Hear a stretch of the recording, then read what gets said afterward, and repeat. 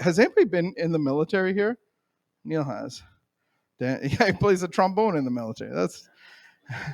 But if you sign up to the military, it's like there's basic training. I'm assuming this is what I see in the movies. There's like a bedtime. There's a wake up time. There's yelling and screaming. There's push-ups. But the goal is to push you in a direction of being trained, highly trained in combat and safety and peacekeeping and all of that stuff. So that is typical of a spiritual life, the new life. If you want to join that, then LifeLab is a great way to usher you in. There will be push-ups and yelling and screaming. At one point, we pull out a cattle prod just to see what you're really made of. But I was talking with Vicky this morning, and I saw a show, and it was a home building show, and this guy. He had been hit by a tornado, and so he rebuilt his house, he reinforced it, and then he started a project in the backyard and dug about 20 feet deep. And he put a floor in, he put a cement floor pad, and then he put a membrane. And there was reasons why he built things how he built it. He had a torch down there. He was like melting the membrane onto the cement, and it was all because it's underground, 20 feet underground. And he made this beautiful, what you would call a bunker.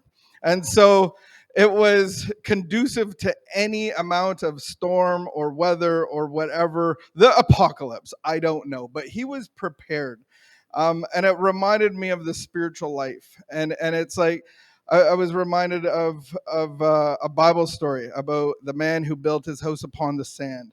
And so many of us have built our structures on the sand, and it's a great place. It's great for pictures. It's great for scenery. You know, the wind, the breeze. You're right there in the action, the comfort. It's cool. And there's the other man that built his house upon the rock.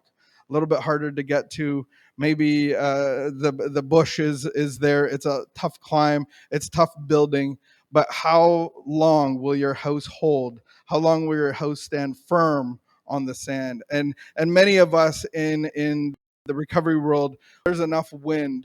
You'll see what your recovery is made of. You'll see what your spiritual connection is, and you'll see what you're really holding on to. And so many of us know people that have relapsed, know people that have lost their lives in the last 2 years because the wind really blew. And I'm not suggesting that we hide out in a bunker and stuff our emotions and let nothing affect us. But there is going to be storms, there's going to be wind. And the beautiful thing about recovery, it promises that nothing on the outside will ever need to change. It's going to be on the inside.